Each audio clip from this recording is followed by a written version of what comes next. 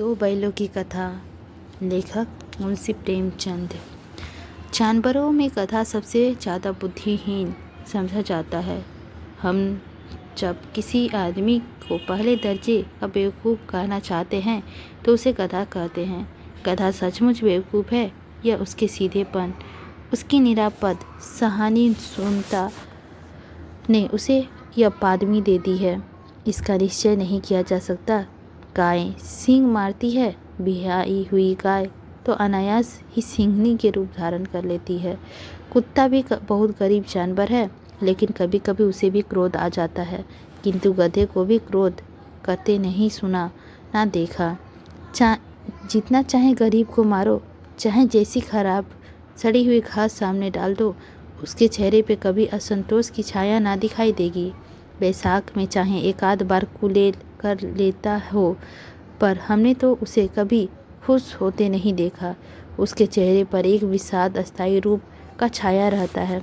सुख दुख हानि लाभ किसी भी दशा में उसे बदलते नहीं देखा। ऋषियों मुनियों ने जितने गुण हैं वे सभी उसके पराकाष्ठा को पहुँच गए हैं, पर आदमी उसे बेवकूफ़ कहता है। सद्गुणों का इतना अनादर नहीं देखा। कदाचित सीधेपन संसार के लिए उपयुक्त नहीं है। देखिए ना, भारतवासियों को अफ्रीका में क्या दुर्दशा हो रही है। क्यों अमेरिका में उन्हें घुसने नहीं दिया जाता। बेचारे शराब नहीं पीते, 4 पैसे कुछ समय के लिए बचाकर रखते हैं, जी तोड़कर काम करते हैं, किसी से लड़ाई झगड़ा नहीं करते, 4 बातें सुनकर गम खा जाते हैं, फिर भी बदनाम है। कहा जाता है वे जीवन के आदर्श को नीचा कहते हैं। अगर वे ईंट का जवाब पत्थर से देना सीख जाते हैं तो शायद साव्य कहलाने लगते हैं। जापान की मिसाल सामने है।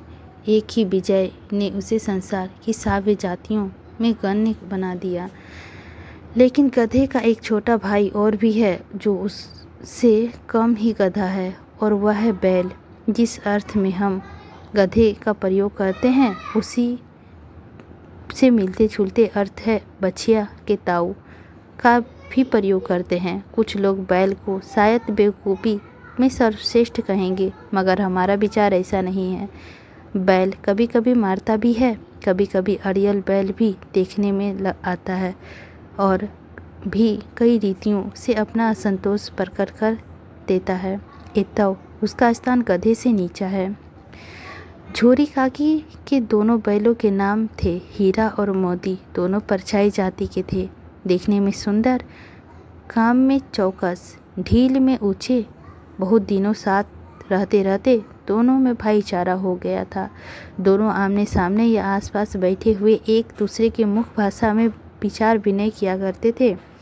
एक दूसरे मन की बात कैसे समझा जाता है हम कह नहीं सकते। अवश्य ही उसमें कोई ऐसी गुप्त शक्ति थी जिसमें जीवों की सर्वश्रेष्ठता का दावा करने वाला मनुष्य वंचित है। दोनों एक दूसरे को चटकर सूंघकर अपना प्रेम प्रकट करते। कभी कभी दोनों सींग भी मिला लिया करते थे, विरह के नाते से नहीं, केवल विनोद के भाव से, आत्मीयता के भाव से। जैसे दोनों में घनिष्ठता होती ही ढोल धप्पा होने लगता था। इसके बिना दोस्ती कुछ फुसफुसी, कुछ हल्की सी रहती, जिस पर ज़्यादा विश्वास नहीं किया जा सकता। जिस वक्त ये दोनों बैल हल या गाड़ी में जोत दिए जाते और गर्दन हिलाकर चलते, उस वक्त हर एक की यही चेष्टा होती कि ज़्यादा से ज़्यादा बोझ मेरी ही गर्दन पर पड़े। दिन भर के बाद दोपहर या संध्या को दोनों खुलते तो एक दूसरे को चट फूट कर अपनी थकान मिटा लिया करते। नाद में खली भूसा पड़ जाने के बाद दोनों साथ उठते, साथ नाद में मुंह डालते और साथ ही बैठते थे। एक मुंह लटा लेती तो दूसरा भी हटा लेता था। संयोग की बात, जूरी ने एक बार कोई को ससुराल भेज दिया। बैलों को क्या मालूम वे क्या भेजे जा रहे हैं, समझे। मालिक ने हमें बेच दिया। अपना यूँ बेचा जाना उन्हें अच्छा लगा या बुरा कौन जाने, पर चोरी के सारे गया को घर तक कोई ले जाने में दांत तो पसीना आ गया। पीछे से हाँकता तो दोनों दाएं बाएं भागते, पगहिया पकड़कर आगे से खींचता तो दोनों पीछे की ओर जोर लगाते, मारता तो दोनों सींगे नीचे करके हुक्कारते। अगर ईश्वर ने उन्हें वाणी दी है तो झूरी से पूछते, हम तो गरीबों को क्यों निकाल रहे हो? हमने तो तुम्हारी सेवा करने में कोई कसर नहीं उठा रखी। अगर इतनी मेहनत से काम ना चलता था तो और काम ले लेते। हमें तो तुम्हारी चाकरी में मर जाना कबूल था। हमने कभी दाने चारे की शिकायत नहीं की।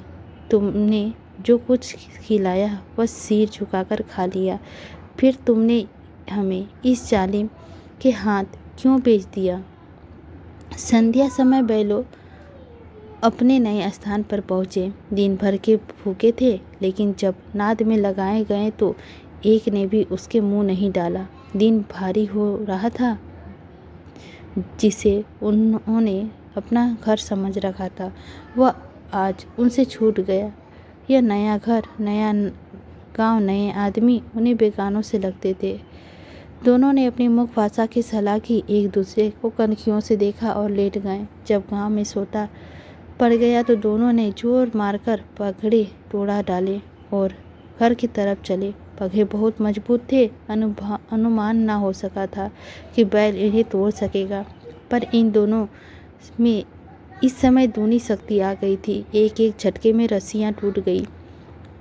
झूरी प्राप्त काल सोकर उठा तो देखा कि दोनों बैल चरनी में खड़े हैं। दोनों की गर्दनों में आधा आधा घराव लटक रहा था। घुटने तक पांव कीचड़ से भरे थे और दोनों की आंखों में विद्रोहमय संकेत झलक रहा था। झूरी बैलों को देखकर सने से गदगद हो गया। दौड़कर उन्हें गले लगा लिया। प्रेमालिंगन और चुम्बन की वह दृश्य बड़ा ही मनोहर था। घर और गांव के लड़के जमा हो गए और तालियां बजा बजा कर उसका स्वागत करने लगे। गांव के इतिहास में यह घटना अभूतपूर्व न होने पर भी महत्वपूर्ण थी। बाल सभा ने निश्चय किया, दोनों पशु वीरों का अभिनंदन पत्र देना चाहिए। कोई अपने घर की रोटियां लाया, कोई गुड़, कोई चोकर, कोई भूसी। एक बालक ने कहा, ऐसे बैल किसी के पास ना होंगे। दूसरा ने समर्थन किया, कितनी दूर से दोनों अकेले चले आए। तीसरा बोला, बैल नहीं है, वे इस जन्म के आदमी हैं। इसका प्रतिवाद करने का किसी को साहस नहीं हुआ। झूरी ने तो स्त्री ने बैलों को द्वार पर देखा तो चल उठी। बोली, कैसी नमक हराम बैल है कि एक दिन वहाँ काम न किया, भाग खड़े हुए।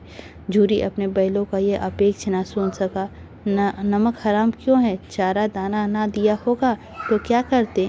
स्त्री ने रोब के साथ कहा, बस तुम्ही तो बैलों को खिलाना जानते हो और तो सभी पानी पिला कर रखते हैं। झूरी ने चिढ़ाया, चारा मिलता तो क्यों भागते? स्त्री चिढ़ी, भागे इसीलिए कि वे लोग तुम जैसे बुद्धुओं की तरह बैलों को सहलाते नहीं, खिलाते हैं तो लगड़कर जोतते भी हैं। ये दोनों ठहरे कमज़ोर, भाग निकले। अब देखूं कहाँ से खली और चोकर मिलता है। सूखे भूसे के सिवा कुछ ना दूंगी, खाए चाहे मरे। वही हुआ। मंजूर ने बड़ी ताकीद की गई। बैलों को खाली भूसा, सूखा भूसा दिया गया। बैलों के नाद में मुंह डाला तो फीका फीका, ना कोई चिकनाहट, ना कोई रस। क्या खाए? आशा भरी आंखों के द्वार की ओर ताकने लगे। झूरी ने मंजूर से कहा, थोड़ी सी खली क्यों नहीं डाल देती बे? मालकिन मुझे मार ही डालेगी। चुरा कर डाला ना दादा, पीछे से तुम भी उन्हीं की सी कहोगे। भाग दो। दूसरे दिन झूरी ने सारा फिर आया और बैलों को ले चला। अब की उसने दोनों की गाड़ी में जोता। 2-4 बार मोती की गाड़ी में खोई में गिराना चाहा, पर हीरा ने संभाल लिया। वह ज़्यादा सहनशील था। संध्या समय घर पहुंचकर उसने दोनों को मोटे रस्सियों से बांधा और कल की शरारत का मजा चखाया। फिर वही सूखा भूसा डाल दिया। अपने दोनों बैलों की खाली चुनी सब कुछ दी। दोनों बैलों का ऐसा अपमान कभी न हुआ था। झूरी इन्हें फूल की छड़ी से भी न छूता था। उसकी टिकदार पर दोनों उड़ने लगते थे। यहाँ मार पड़ी, आहत, सम्मान और व्यथा तो हो ही, पर कुछ मिला सूखा भूसा। नाथ की तरफ आंखें तक ना उठाई। दूसरे दिन गाय ने बैलों को हल में जोता, पर इन दोनों ने जैसे पाँव न उठाने की कसम खा ली थी। वह मरते मारते थक गया, पर दोनों ने पाँव न उठाया। एक बार जब उस निर्दयी ने हीरा के नाम पर खूब डंडे जमाए तो मोती का गुस्सा काबू से बाहर हो गया। हल लेकर भागा। हल, रस्सी, जुआ, जोत सब टूट टाट कर बराबर हो गया। गले में बड़ी बड़ी रस्सियाँ ना होती तो दोनों पकड़ाई में न आते। हीरा का मुख भाषा में कहा, भागना व्यर्थ है। मोती ने उत्तर दिया, तुम्हारी तो इससे जान ही ले ली थी, अब की बड़ी मार पड़ेगी। पहली पढ़ने दो, बैल क्या जन्म लिया है तो मार से कहाँ तक बचोगे। गया 2 आदमियों के साथ दौड़ा आ रहा था। दोनों के हाथों में लाठियां हैं। मोती बोला, कहो तो दिखा दूं, कुछ मजे में है भी लाठी लेकर आ रहा है। हीरा ने समझाया, नहीं भाई, खड़े हो जाओ, मुझे मारेगा तो मैं भी एक को गिरा दूंगा। नहीं, हमारी जाति का यही धर्म नहीं है। मोती दिल में ऐंठकर रह गया। आ गया, पहुंचा और दोनों को पकड़कर ले चला। कुशल हुई कि उसने उस वक्त मारपीट ना की, नहीं तो मोती भी पलट पाड़ता। उसके तेवर देखकर गया और उसके सहायक समझ गए कि इस वक्त टल जाना ही मसलहत है। आज दोनों के सामने फिर वही सूखा भूसा आया। दोनों चुपचाप खड़े रहे। घर के लोग भोजन करने लगे। उस वक्त छोटी सी लड़की 2 रोटियां लिए निकली और दोनों के मुंह में देकर चली गई। उस एक रोटी से इसकी भूख तो क्या शांत होती, पर दोनों के हृदय को मानो भोजन मिल गया। यहाँ भी किसी सज्जन का वास है। लड़की भौरों की थी। उसकी माँ मर चुकी थी। सौतेली माँ उसे मारती रहती थी, इसीलिए इन बैलों से इस प्रकार का आत्मीयता हो गई थी। दोनों दिन भर जोते जोते डंडे खाते, अड़ते, शाम को धान पर बांध दिए जाते और रात को वही बालिका उन्हें 2 रोटियां खिला जाती। प्रेम के इस प्रसाद की यह बरकत थी कि 2-2 का सूखा भूसा खाकर भी दोनों दुर्बल ना होते थे, मगर दोनों की आंखों में रोम रोम से विद्रोह भरा हुआ था। एक दिन मोती में मुख भाषा में कहा, अब तो नहीं सहा जाता हीरा, क्या करना चाहते हो। एक कांद को सींगों से उठाकर फेंक दूंगा, लेकिन जानते हो, वह प्यारी लड़की जो हमें रोटियां खिलाती है उसी की लड़की है, जो इस घर का मालिक है।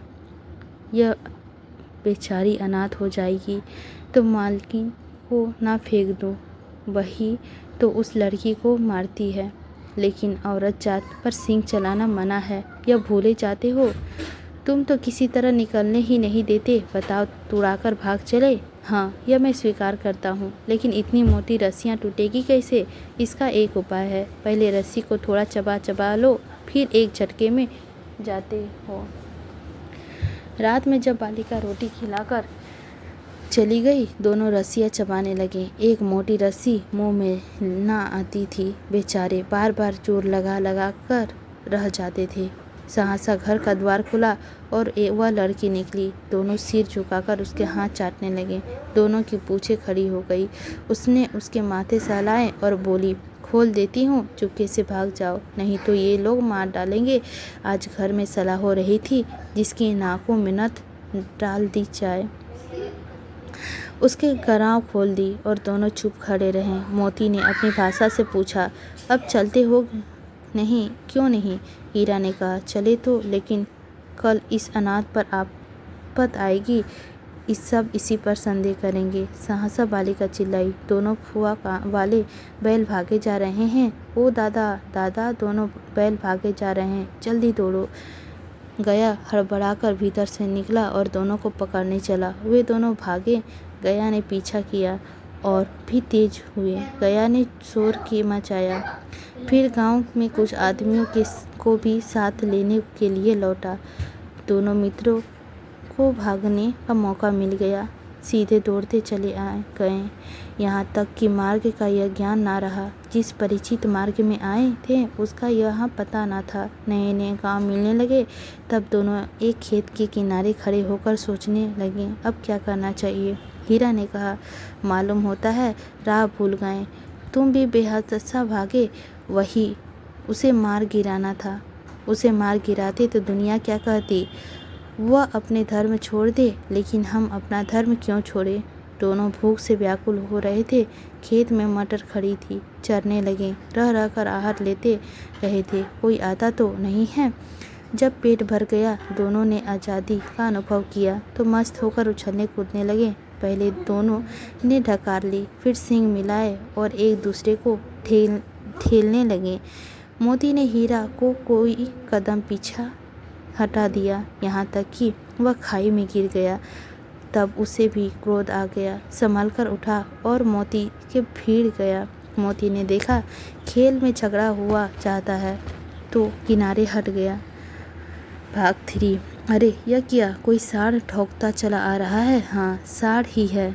वह सामने आ पहुंचा। दोनों मित्र बंगले में झांक रहे थे।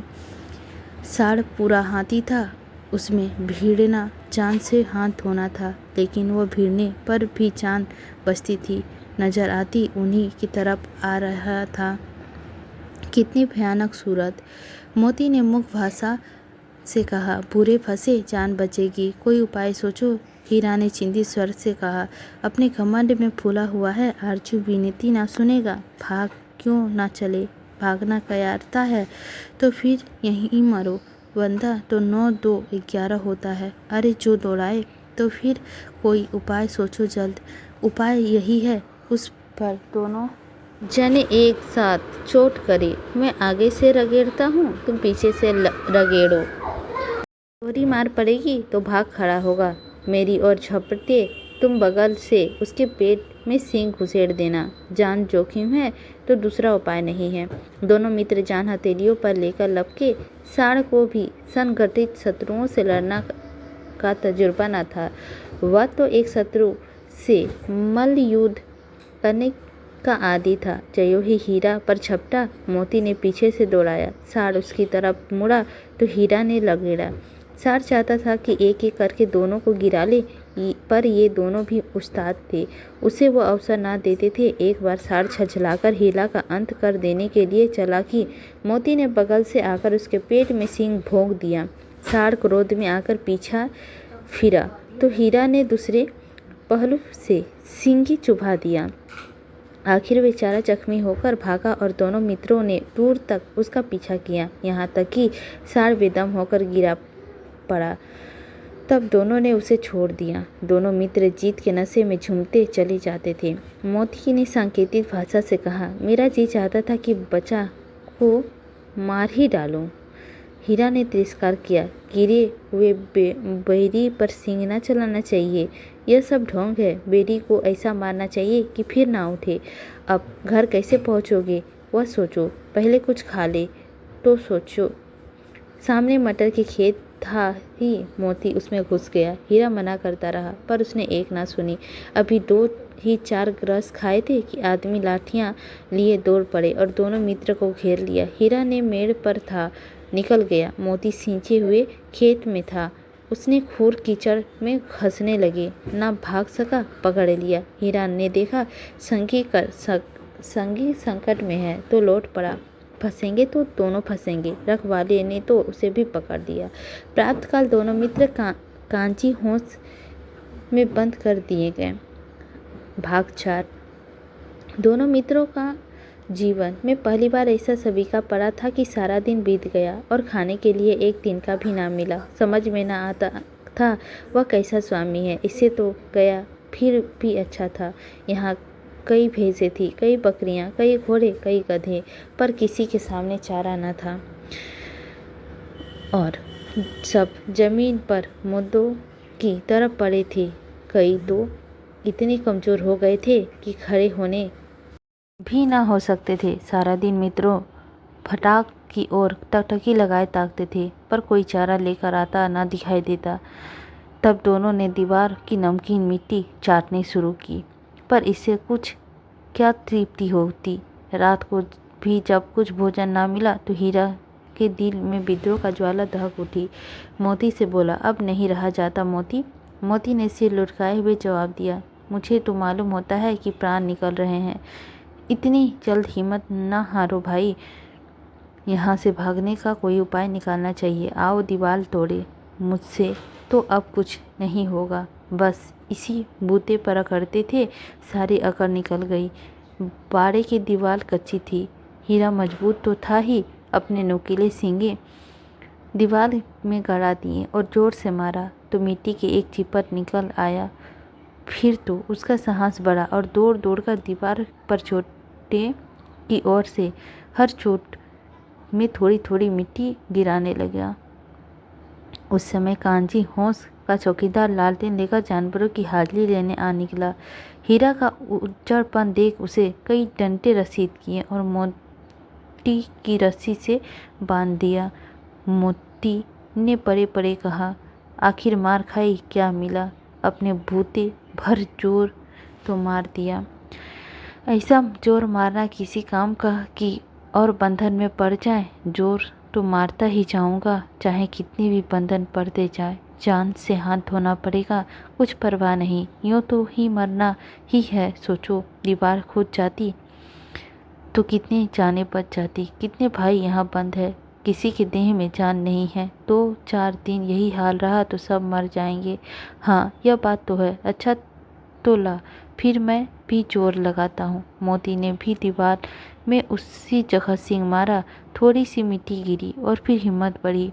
फिर तो यह दीवार में सींग लगाकर इस तरह जोर करने लगा मानो किसी प्रतिद्वंदी से लड़ रहा था। आखिर कई 2 घंटे का जोर आजमाई के बाद दीवार ऊपर से लगभग 1 हाथ गिर गई।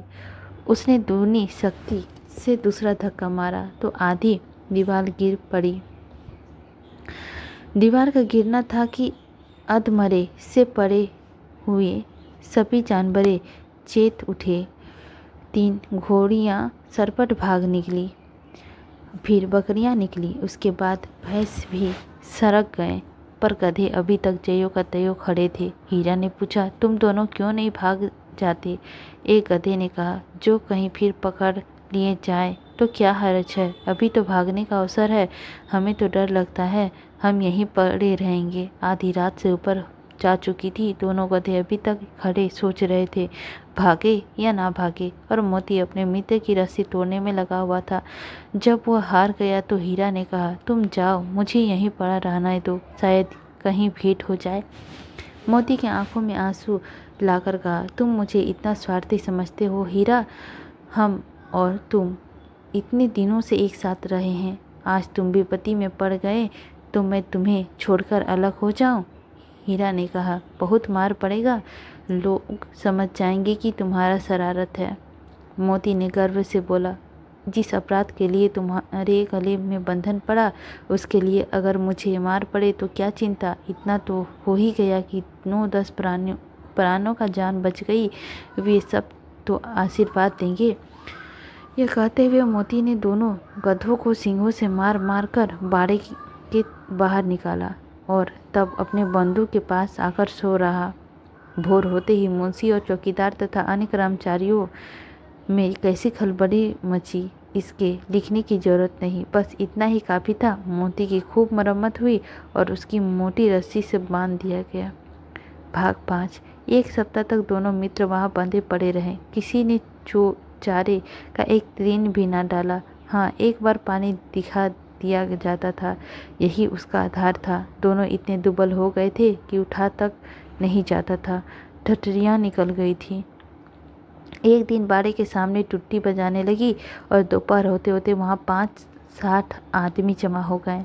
एक दोनों मित्र निकले गए और उसकी देखभाल होने लगी। लोग आकर अपनी सूरत देखने का मन फीका करके चले जाते। ऐसे मृतक बैलों को कौन खरीदार होता।